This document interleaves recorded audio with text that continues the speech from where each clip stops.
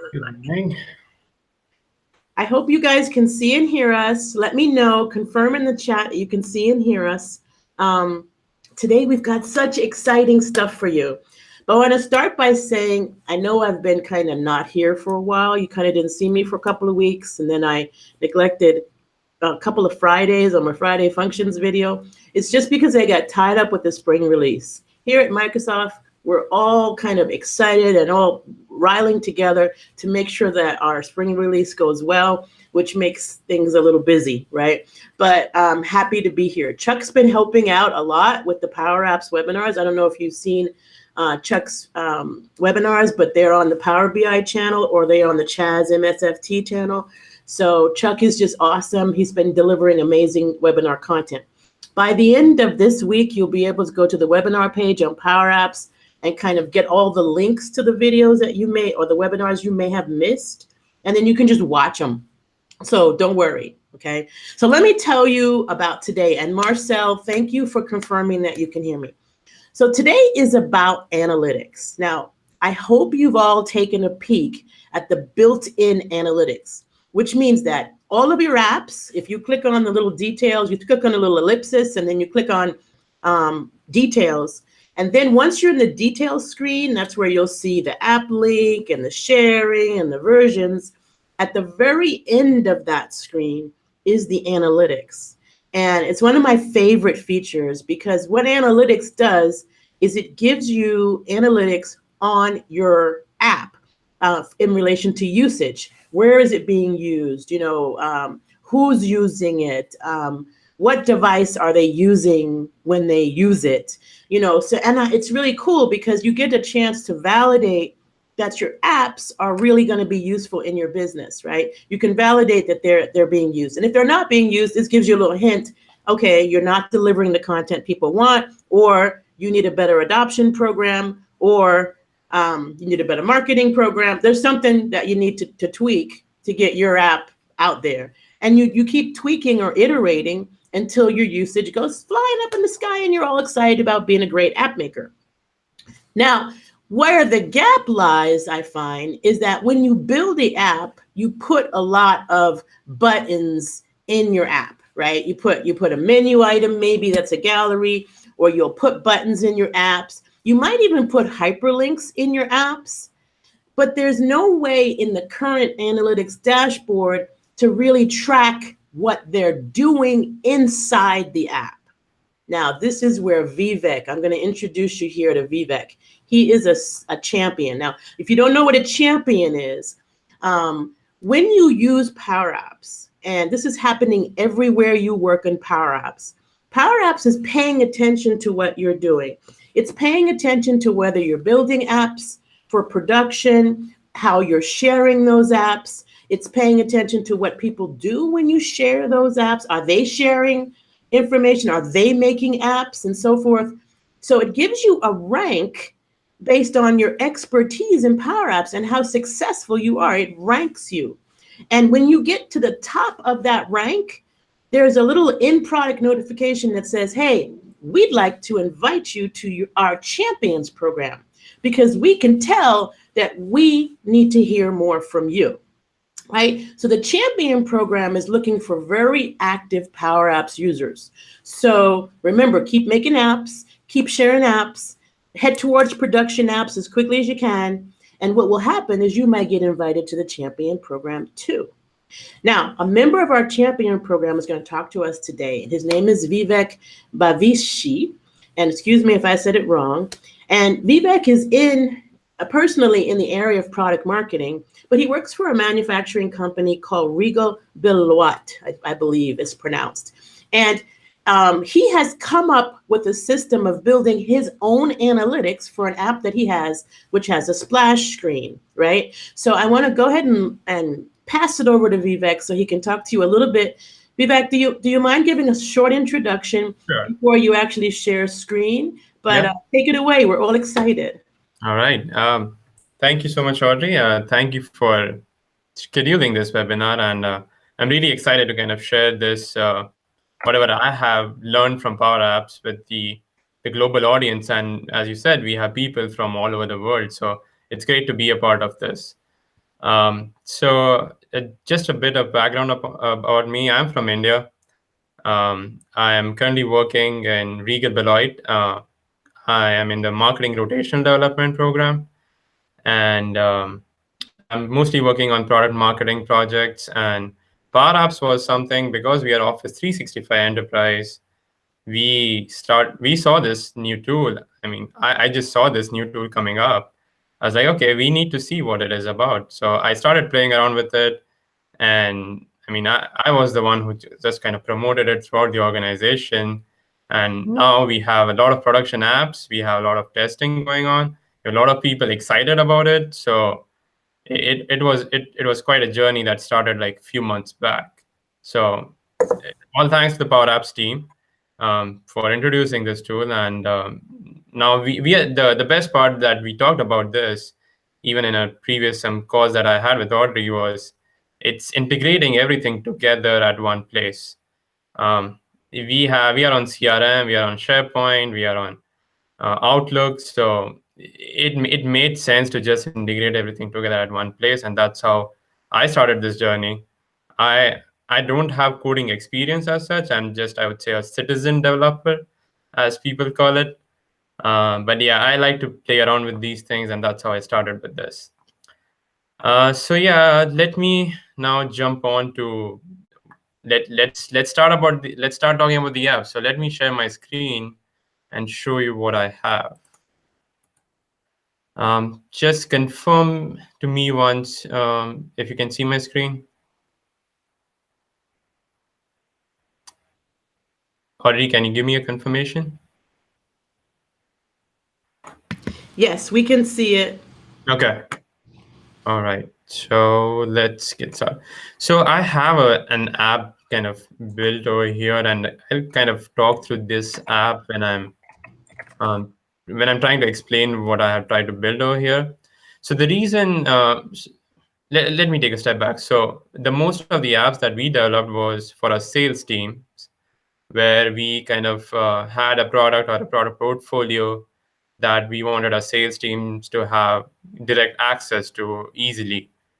So we have like a demo piece, a product portfolio, important documents, videos, value proposition, and FAQs. So this is how mostly our apps kind of look like for the sales team.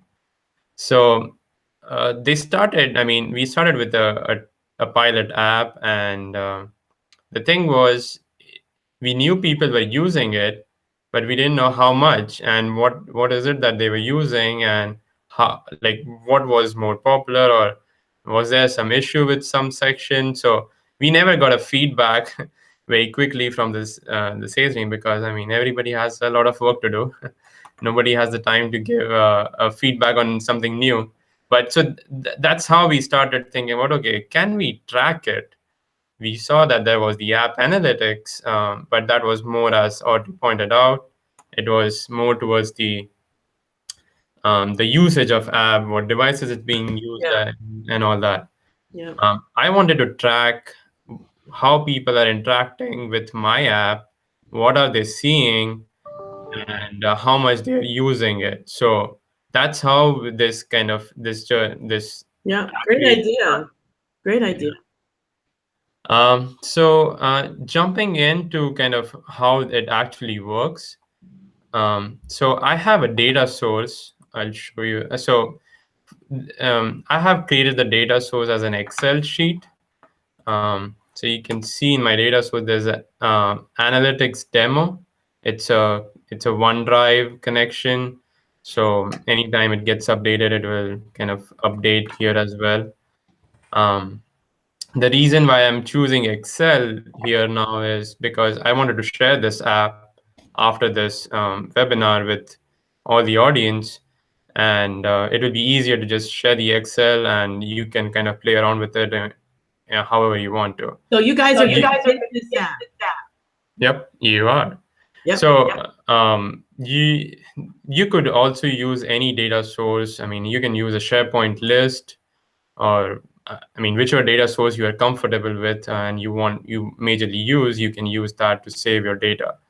Now the analytics, I'll open the analytics demo, and most of the data here is kind of demo.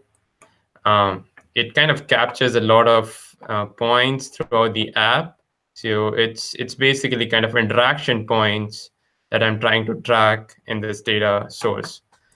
Before I kind of talk more about that, let me kind of go through one of the kind of interaction point, how I'm kind of capturing it. So if you see here, there's on start, I mean, there is one thing which I capture on start. Um, the function that I'm majorly using is kind of collect and patch.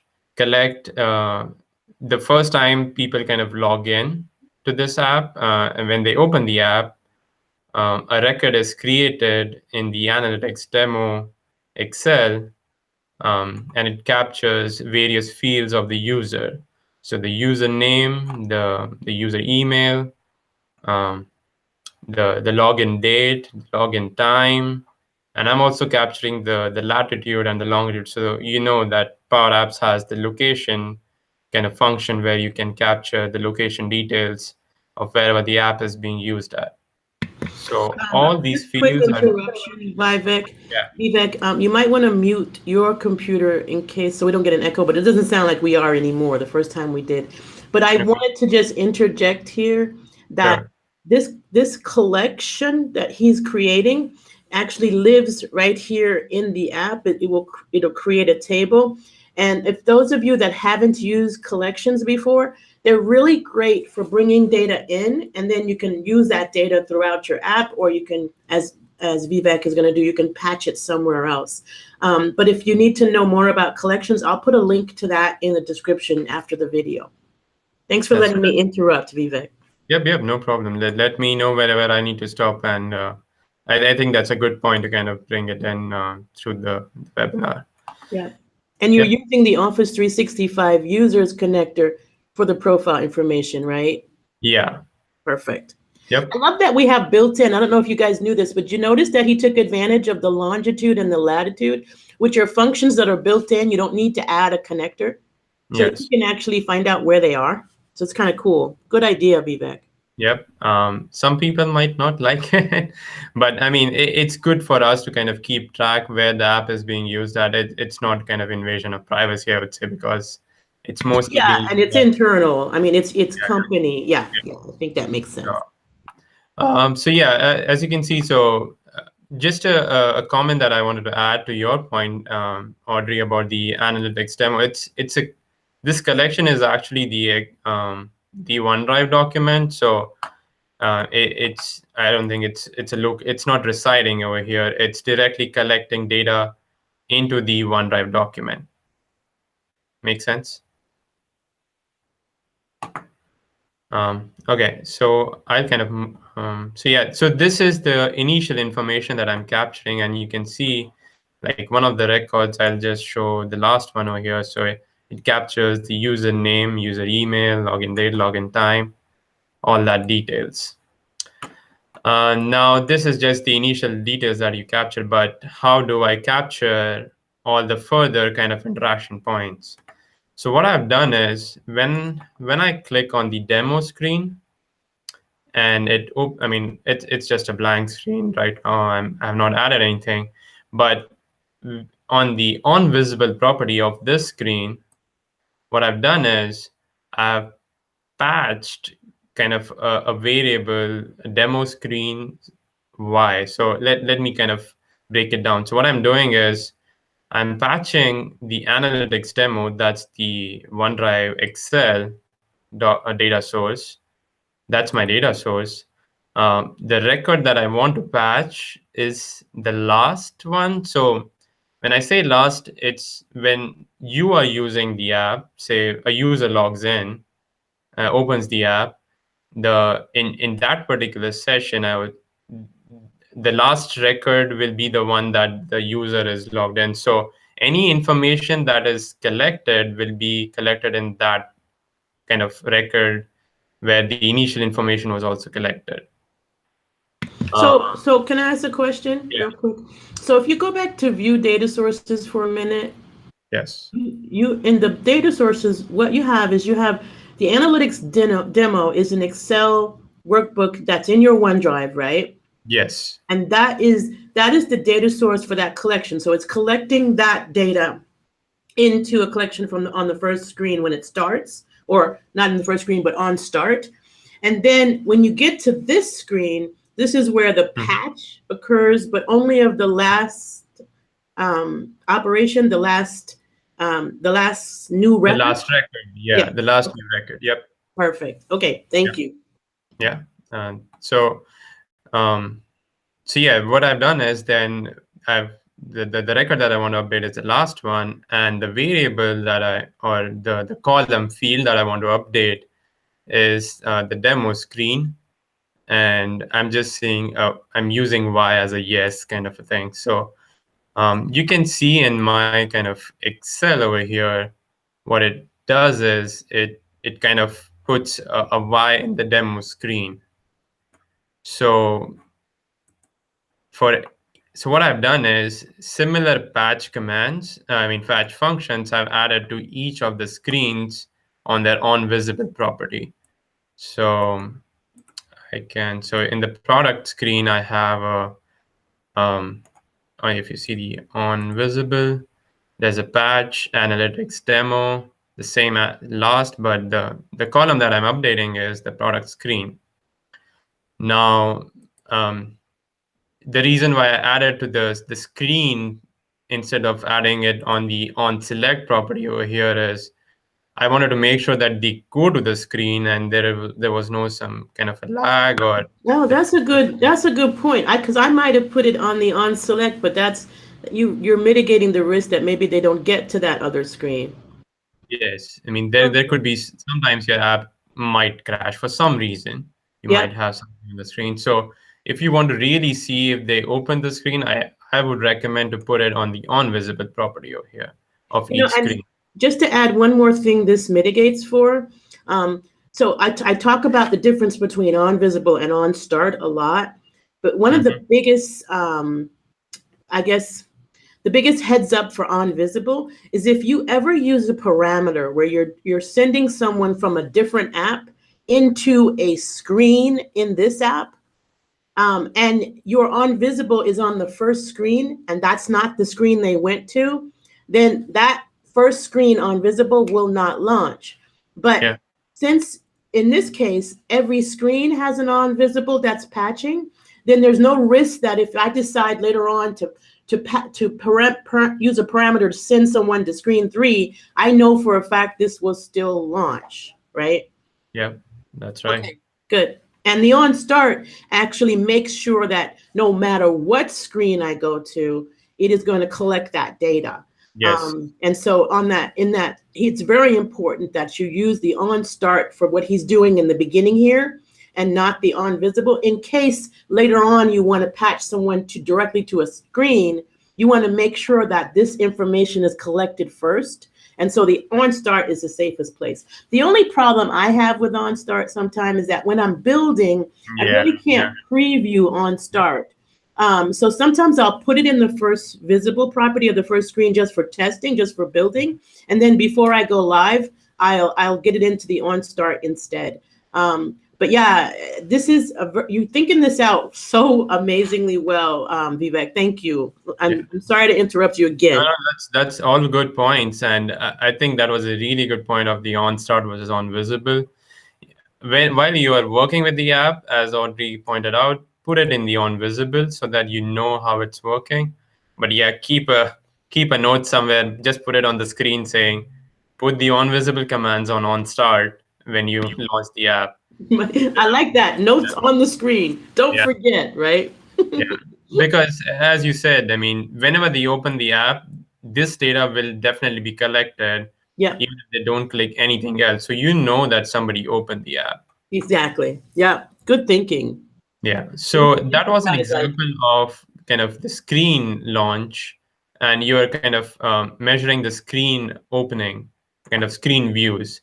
But you would probably also want to see something that they are interacting within the screen. So in this case, I have a list of products. It's just list product name and product description, and I've just kept it generic. But when I play it, it kind of leads me to, okay, I think something, yeah. So it kind of shows me the product details. Yep. Um, but so I probably want to capture the details, like, okay, if somebody clicked on that product and what products did they view. So what I did for that is I went to the on select in this case, because I want to capture the click, like which product is being opened. I could have done it on the product details screen, but it just seemed a bit simpler to do it over here on this screen. So what I did is, okay, um, so the forget the clear collect. It's just to kind of collect the product details so that I can show it in the next screen. But for the patching part of it, for the analytics part, what I've done is I'm patching analytics demo, the last record, and I'm seeing which product did they select. So I'm using a switch statement. So if you don't know switch statement, it's basically a bit, I would say, a version of if statement, but it's just easier to use if you have multiple values to kind of check with. So when you use a switch statement, you first tell what value is it that you want to kind of compare. So I'm using the this item dot product name. That's the product kind of name, and I'm matching, and my match value is product A or product B or product C. And whenever it matches, it patches the product A column in my analytics demo. So if you see my analytics demo over here, it has a product A column, product B, product C, and product D column, and it patches a Y whenever somebody clicks on it. So this way, I'm able to keep a track on what products are also being seen. That's awesome. I love it. I love it. And I could imagine that being used even in marketing, like maybe the field is using this app and Mm-hmm. the marketing wants to get an idea of which products is the field most interested in, Yes. that they're looking at details for. Yeah. That would kind of be cool, right? Yeah. Um, Definitely. I like it. And I think it could even be used in a survey to create real-time analytics on a survey. But I have a question from Ender Pal Singh, and I really hope I didn't butcher his name. But he asked this question, going back to your comments about, the on visible and the on start and so forth. He said, Mm-hmm. what if someone logs in after me in Mm-hmm. the current session, but before I click on demo icon? So if somebody else has this app open, right? So there's Yeah. two people with this app open Mm-hmm. and they log in after him. Before he clicks on demo icon, will it show my record current session or will it be the actual real-time last user record login in real time? Yeah. That's a really great It's a question. really good question. He's Yeah, paying attention, I would have to say. That's a good one. that's a really good one. So, and I have tried and tested that.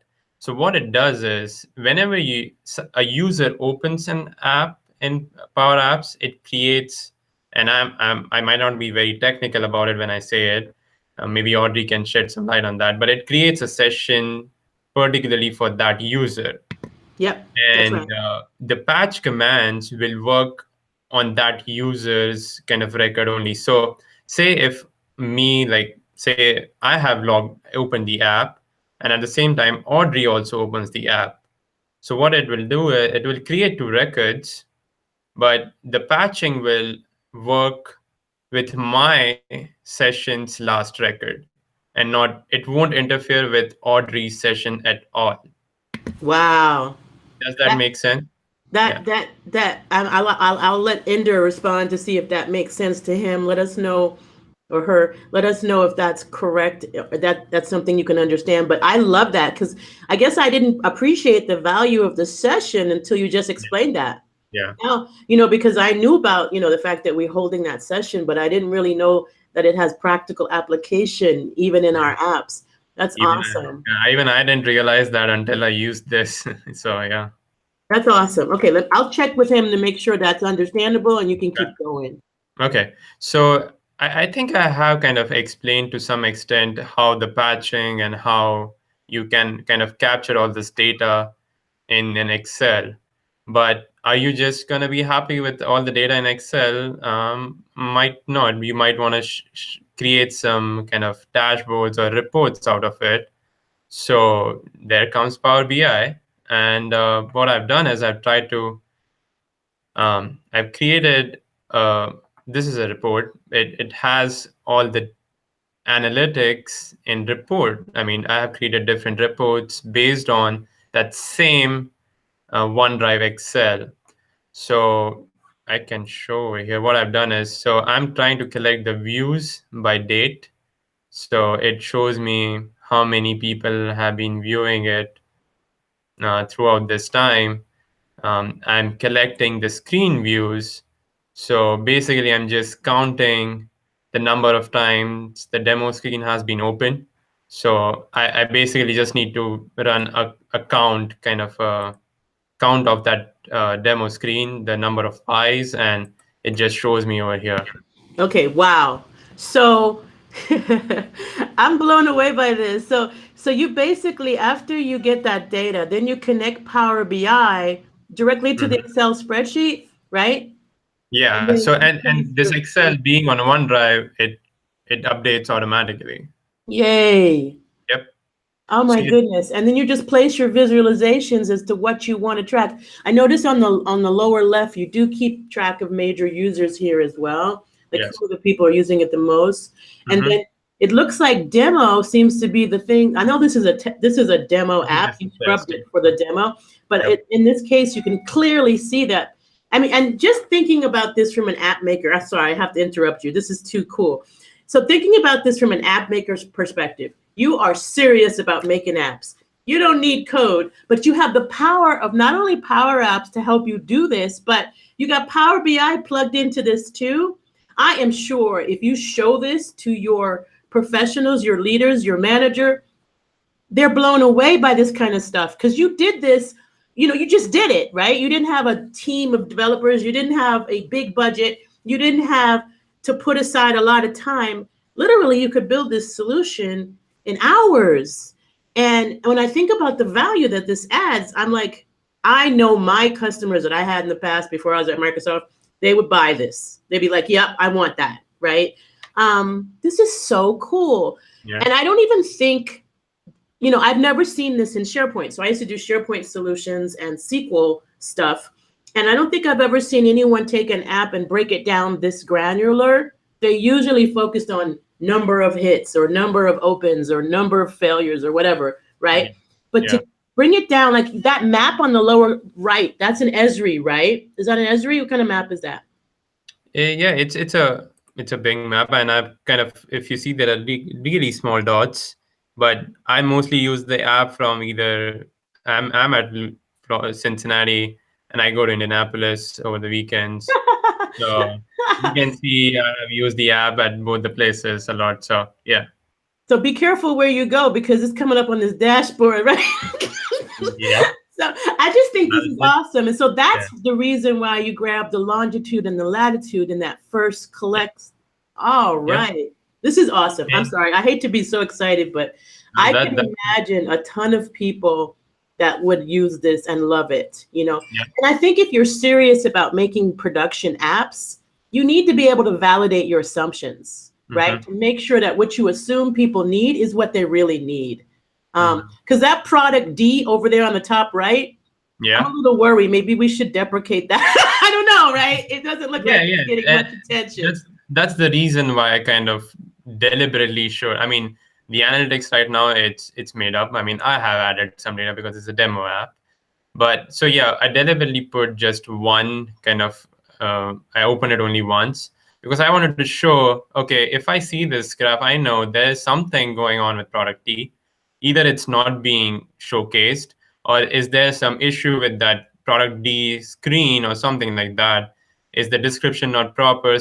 So this gives me a bird's eye view of, okay, if I see this dashboard any point of time, I can see what I need to kind of modify in the app probably, or if I need to make some decisions, or if the product manager or marketing manager wants to make some decisions based on this, he can easily make it. So you are just kind of facilitating your team and making decisions easily. And you're also showing the impact of Power Apps, which I think a lot of people, like a lot of audience here, wants to show that to their kind of the business leaders or who are their kind of top people are. So I think this is a great way to show this. Yep, Uh, I agree. yep. This morning we had somebody from our leadership. You guys might have seen him in Ignite, James Phillips. And one of the things that he said today, which you have proven on the screen, is that what we need today, as we transform these businesses and we have this digital transformation, is we need to be able to take the data and turn it into insights, Yes. to actually make it actionable so that we can make decisions. And that's what you've done with this dashboard. That product D over there on that pie chart is evidence that sometimes we don't see clearly what the data that we collect really means. But when we put it in a visualization like that, it's kind of like you don't need a long 50-hour meeting. You get it like in one glance. Yeah. And this is really when you're expanding your ability to take advantage of technology, so yeah, this is totally awesome. I have another comment to share with you, Vivek, in the chat. So Indair says the best thing this session is the real-time analytic data is actually built via Power Apps, and then this data is not just kept on Excel, instead using Power BI to build the excellent reports for your BOSS, all caps, for your boss, right? And we all know that we like to impress our bosses, right? But he says, he's really impressed. He said, "Great stuff. He likes your idea." So I agree. Awesome. Keep going. Sorry to interrupt you over and over and over again. I just wanted to make a note here. So if you're using Excel, just make sure that you refresh Power BI. Sometimes you'll have to, because it's on OneDrive and you update it from Power Apps, there might be some refreshes that you need to make before you kind of, kind of gathers the data. So just make a point of refreshing your data. Sometimes it won't happen real time. Maybe it takes like a few seconds to kind of refresh. And it might, and I've used it with SharePoint list. Instead of creating an Excel data source, I've used SharePoint list as a data source. And sometimes I see SharePoint list are more, it updates more easily.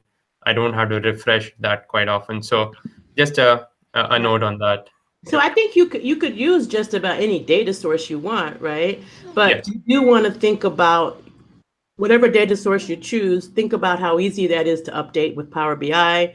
Think about what you have to do to make sure that data is fresh. Also think about whether or not you need real time. I know real time is a really popular thing nowadays, but you don't always need real time. You might be happy with this refreshing once a week if you don't have Power BI Pro, for instance, right?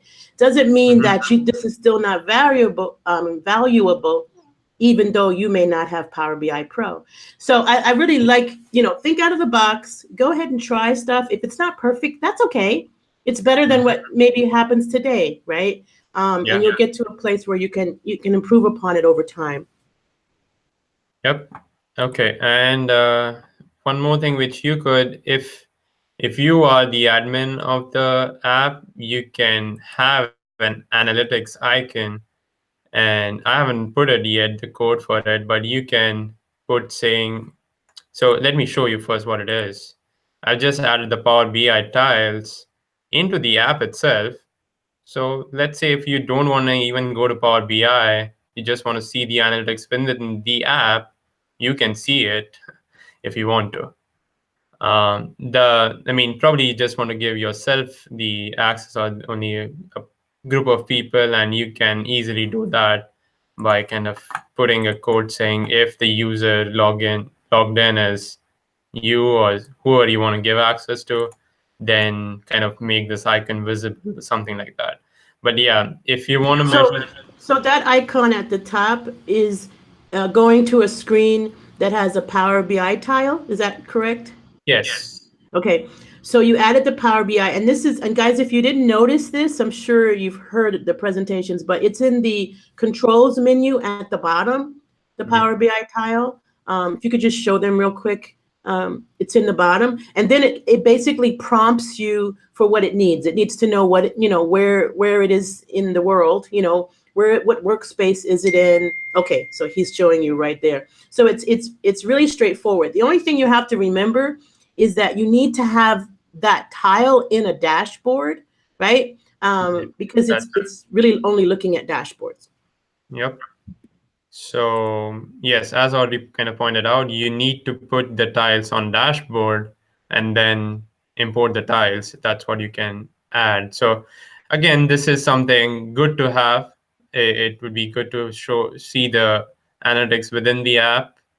But yeah, you can always go to Power BI and look at it. So yeah, I just wanted to show this. Yeah, that's awesome. I mean, I think that's a great idea. Again, one thing you're demonstrating here is when you're building a business application, you need more than one product, right? And we're giving you more than one product. We're giving you Power Apps with Flow and CDS for apps. Plus, we're giving you over 200 connectors. Plus, we're giving you Flow to help you build your automation and your workflow. So it's like the more you can use these products together, the more powerful your applications become, and the more likely they will be adopted as well. So this does help with adoption. Yep. So Audrey, I mean, I was thinking I could demo one of kind of adding a new column and patching it. Do we have the time to kind of show a kind of a working demo of that? Sure, you have about 15 minutes. Okay, all right. So I just wanted to kind of show how I'm creating. If I see that I have to measure some more interaction points, how do I do it? So let's say I have a videos kind of, and have got some videos from Power Apps. These are some of the users who have made some videos on Power Apps. So I just took those from YouTube and put it over here. Now, if I want to see how many people or how many views were there from the app, I mean, YouTube has some analytics where you can see that, but if you want to see what people are doing exactly on your app, you would probably want to kind of patch the same way that I did for other kind of screens. I'll use the patch statement, and the place where you want to do is you go to. So the other thing, I have created a gallery. This is actually a gallery of videos. um, it's basically a gallery with a video control and a label. The video is from YouTube, and the label, it's a data source that I can, and that's also part of this when I share it with you, so you can play around with it. I've just added video name and URL of 3 videos just for a demo. So yeah, so let me show how to kind of use the patch statement. So if I go to the video on, let's see, the video, there should be a start or so yeah, sorry, action on start. Yeah, that's what I was looking for. So yeah, if I go to the on start, I can put a patch over here. Patch. I'm patching the analytics demo. That's my data source where I'm storing all the analytics. And what record? Again, the last record of analytics demo. And what is it that I want to update? So before I do that, I would probably need to create a column within the analytics where it says like video 1, video 2, or video 3. So what I'll do is I'll create kind of 3 columns over here. And that's the beauty of this. You can, if you think you want to add some more analytics to it, I mean, just add some more columns, add some more interaction points, and start collecting that data. Just to interrupt you one more time, just for newer Excel users, right? Notice that Vivek, he inserted the columns within that table. So he didn't like go to like a different, you need to stay in that table range. Yes. So you can insert it before something and just to be careful, you stay in that range because Power Apps is only looking at that table range. So you want to make sure you either stay in that range or you create a range specifically for that purpose and connect that. Otherwise, Power Apps won't see the new data. That's a good point. So yeah, I mean, whenever you want to add columns, don't add it from here. I would say add insert columns within your kind of column. So if I click in between two columns and click on insert, it basically will add a column within my current kind of table. So you see table tools design, tells me the analytics demo. That's what my data source is in Power Apps. So now that I've created the three columns, I'll just save it. Okay. Yeah, sometimes because, and I would personally recommend to use SharePoint list. It's just easier to kind of work with, and it's sometimes when you update something over here, because your Power Apps is already open, it sees this as an open data source. There might be some kind of an overlap. So a SharePoint list would be a better option. This is again, this is just for demo purpose. That's why I put you using Excel. One more time, just want to interject. On that point, guys, if you're ever like using an app that's connected to a OneDrive Excel file, it is possible that you might one time see an error message, an error bar at the top in red that says that the file is locked for editing. This is something that we know about and we're working on, but just wanted to get you up to speed. Is that error message is basically what he's just talking about, Vivek. And that's why, you might want to use SharePoint because that problem doesn't exist there. We're hoping to release an Excel connector one day, but I can't estimate when. Yep, that's a good point. And for the simplicity of this video, let's just I'll just update the video one. You can always use a switch statement the same way that I use for the product gallery and match the um, video one, video two, or video three based on the video that is being selected in the gallery and updated Yeah. accordingly. Yeah. And I remember that you explained that. And Yeah. sorry about the phone. And if you guys remember that you can rewind at any time, you can watch this video over and over again. And the point he's talking about, he explained earlier when he broke down the patch for the product. So just you can rewind back to there. Yeah. So you can see there is some kind of a warning that I'm getting. The video doesn't exist. Basically, I haven't updated my data source. So I created the columns, but I didn't refresh it over here. So whenever you change your data source, Yeah, make happens to sure that me. you refresh it over here. Happens to me all the time. Then I have to remember to make sure I saved and closed the Excel file sometimes too, right? Is the Excel file still open? Did it get saved? Yeah. It's a little thing to remember. But always try Um, to refresh before you try to troubleshoot that error, because that's usually what it is. Yeah. And sometimes one refresh might not be the answer. There might be two or three refreshes. So yeah, just don't refresh it. Right now I had to do it 2 times. So it just takes maybe one or two refreshes before it kind of gets that data. So you can see now when if I kind of click on this, it will update the video one column. And just so that we can have a kind of quick look at it, I'll open it and see if it updates on the Excel. So I'm opening the apps. I'm playing the app directly just so that all the patching works. And this is what's triggering the on start, the fact that he's running this app, by the way. And if you're opening this on your browser, as I've used latitude, longitude, it might ask the user to allow to use their location. But if you open it on your phone, they just ask for permission once when they open the app. Which some of you who have worked with Power Apps, if you have used connectors, whenever somebody opens it for the first time, it will ask for permissions. and location might be one of them. So now that, okay, one thing that I didn't do, didn't save it and publish it. So I'll save it, publish. Now that I've published, I'll just have to refresh it once so that the patch works.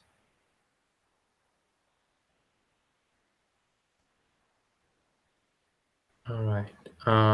So yeah, I'll open the video section over here and just start playing this. Hey guys, this is. And hopefully the patching would have worked. I got my fingers crossed. I don't see why it wouldn't work. So the thing is, sometimes when I'm creating a new record, it might not update as soon. I might have to close it once, and this is again because it's on Excel. It might take. Yep. It does totally an Excel to OneDrive situation. Yeah. Yep. So let's hope for this time. Okay, maybe something's wrong with my statement. I didn't see anything wrong, but you could check. I see a Y on video screen. See the Y? Yeah, I do see. Maybe, I don't know, the on start, maybe there was some issue with that. Let's patch analytics demo. And this was on start. Yeah, I don't see the reason why it might not. Let's try one last try. But yeah, maybe this was the video control and something wasn't. Let's try one last time. And okay. And of course, because you're giving it to us, we can all upload this, download this app and try it ourselves, Yeah. But yeah, I mean, if you see maybe the video one, something's not working quite right with the video control. But to show you how it worked, I mean, the video screen, it's showing a Y. So the patching is working. So yeah, and let's try to kind of I'll just open some screens and show you how the patching kind of works. So it should at least capture those details. Oh, I lost you. We lost your screen share. Okay, let me just alt tab back to Google Chrome and then just click that green button again. Can you see it now? No, not yet. So what do I see? Let me see what could have happened here. Let's see. We'll go back to me. It says I'm screen sharing. It does? Okay. Can you confirm with the user if they can see it? Can you stop sharing and then restart? Sure. Yeah, just because we're seeing the wrong thing, even though I'm happy to be seen. I'd rather see your exciting app. Is there still an issue? Well, I still only see you. Like only, so what I see is a picture of you as opposed to your screen share, and I'm not sure what could be going on. So did you stop sharing and resharing? Because they all are, everybody sees me, and they see enough of me, Vivek. Okay. I'm trying to screen share. Okay, let me try to bounce into my screen share real quick, just to change it for a second, and then I'll ask you to screen share again. Okay. And yeah, I can see it's not even showing in my camera right now, so I don't know what just happened. Okay, so now your screen share should be stopped, right? You don't have any screen share at this time? No. And then you want to go back to Chrome, to the Google Hangout, and click that little green icon again. Yeah, and I'll share. Is it still not working? Nope. That's weird. Why it kind of stopped in the middle of the. That is odd. Let me try joining the Hangout again. Okay. Yeah. Okay. And we'll hang out and wait for you because we really want to hear what you have to say. Yep. Yeah. So take your time and come back. In the meantime, I have something to tell you guys while he's doing that. We are going to do something fun. So lately, you've been noticing me do these YouTube videos on this channel right here. And I want to thank all of you who have subscribed and shared and put comments, and you've given me a whole bunch of encouragement to make content. But I also would like to let you know the good news is, and this is good news for me and everybody included, is that I will be doing webinars directly on the PowerApps channel. Yay! By early next month. So give us time to get it all set up and get my account right and blah, blah, blah, blah, blah. But we'll actually have webinars directly on the PowerApps channel. The purpose of that is to expand our reach, because I have less than 2,000 subscribers. We really need to reach like 20,000 people. So we're going to actually start moving these videos to the PowerApps channel. How about now, Audrie? Can you see it? Yes, and we're fixed, and we're going to go back to Vivek, but I just wanted to give you that heads up, guys. Okay, so as I mean, the last thing that we were discussing was the update on the database side. So you can see here, I mean, when I clicked on product A, product C, I clicked on product screen, it's capturing all the data. So maybe something on the video control, which I'll have to figure that out, and I can put that in the comments if I had able to do that. But yeah, with the other controls, it should work fine. And you can kind of capture all these details.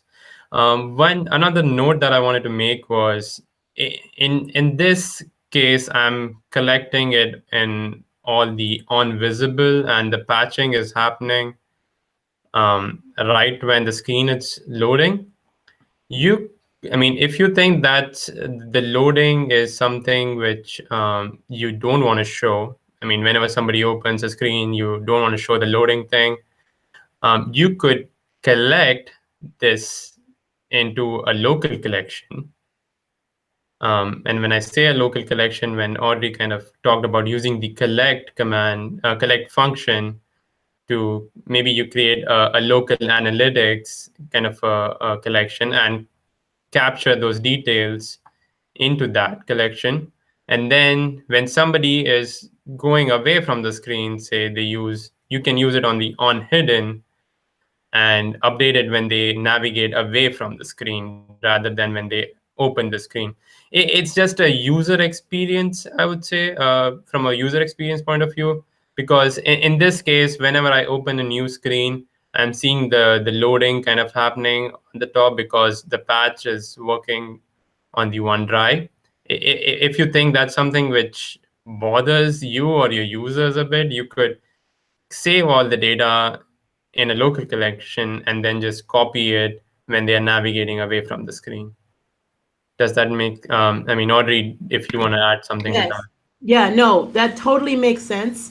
I like the way you've thought through all of these different scenarios. And so just a question I want to ask you, we are running out of time. Yeah. A big question is I want to ask you is, how did you, so it impresses me the risk mitigation that you talk about and how you are making sure that things happen despite. How did you test this? I mean, can you share any best practices in testing that might have helped you to iterate this to the point that it is at today? Yeah. So mostly what I have been doing is when I am done, like when I have a test app ready, I'll try to find out people who are more active, more tech savvy, I would say, and just use them as the test kind of user data, kind of beta testing them. So I generally give them the app for like I give access to them for around 1 or 2 weeks.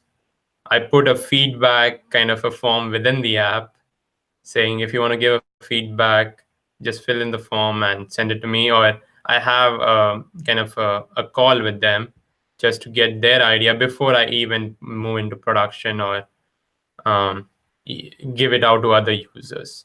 So yeah, that's a common way of I mean, that's my general kind of approach. When I'm done with that app testing, I give it out to maybe 4 or 5 people, Mm-hmm. and then let them play around with it, do whatever they can, see whatever errors they can see. They just take a screen capture and send it to me. So that's the approach that we have been following for most of our apps.